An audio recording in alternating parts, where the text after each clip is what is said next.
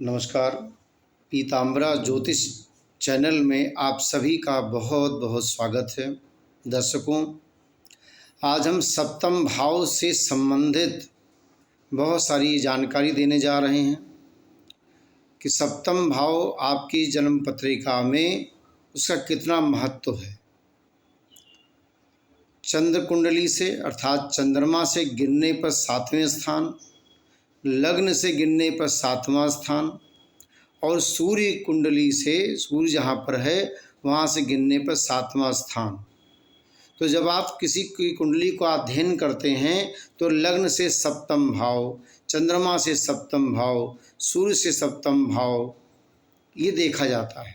सप्तम भाव है क्या? सप्तम भाव आपका सुख है, आपके जीवन साथी का भाव है। यदि वो भाव शुभ होगा, यदि वो भाव जितना शुद्ध होगा उतना ही फलित आपके जीवन के लिए उत्तम होगा। ग्रह यदि अनुकूल हैं, ग्रह यदि उच्च भाव में है, ग्रह यदि सुखेश अवस्था में है, सप्तमेश शुभ है, उस पर किसी पाप ग्रह की दृष्टि नहीं है, तो उत्तम जीवन साथी प्राप्त होता है और गृहस्थ जीवन बहुत उत्तम रहता है। सप्तम भाव का कारक शुक्र ग्रह है, तो शुक्र की अनुकूलता भी रहनी चाहिए।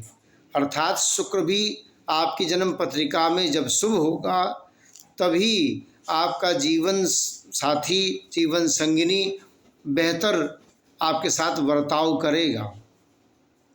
तो आवश्यक है कि ये 3 बिंदु से लग्न से सप्तम भाव देखें कि सप्तमेश कहाँ बैठा है या सप्तम भाव में कौन कौन ग्रह बैठे हैं, ये भी देखना है।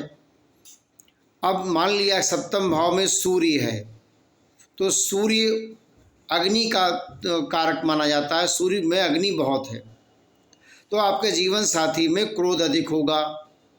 अगर सप्तम भाव में चंद्रमा है, चंद्रमा शीतलता है, शांति देता है, तो आपका जीवन साथी मृदुल होगा, स्वभाव कोमल होगा।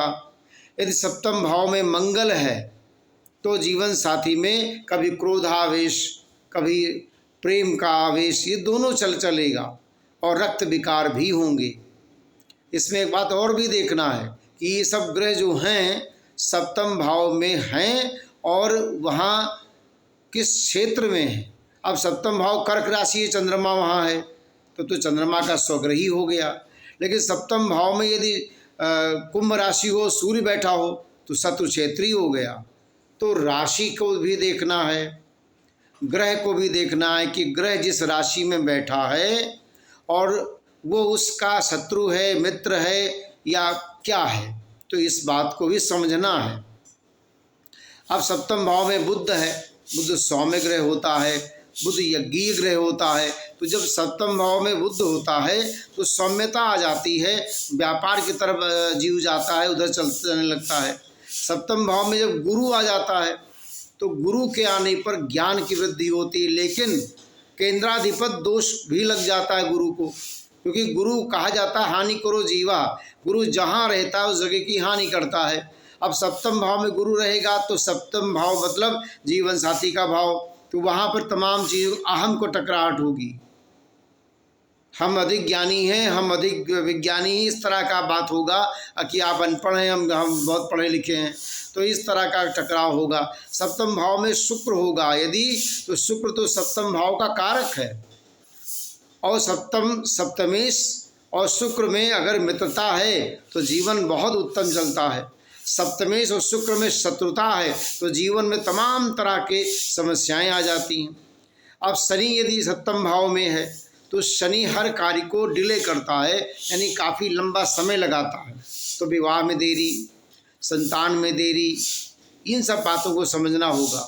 यदि राहु सप्तम भाव में है तो गृहस्थ जीवन में तमाम तरह की मुसीबतें आती हैं, मुश्किलें आती हैं, क्योंकि राहु को हमारे यहाँ सर्प कहा गया है और राहु छाया ग्रह है, तो वो जिस राशि में होगा उस राशि के दोष को ले लेगा, दूषित कर देगा सप्तम भाव को।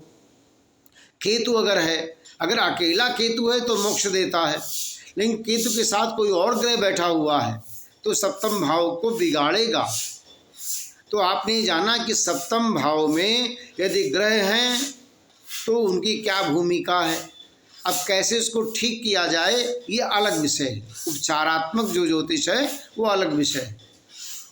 सबसे बड़ी बात यह है कि लोमस संहिता में कहा गया कि सूर्य चंद्रमा 2 ही ग्रह हैं वास्तव में। तो सूर्य को नियमित यदि आप जल देते रहेंगे तो आपके परिवार का यानी कि गृहस्थ जीवन बहुत उत्तम होगा। जय श्री राम।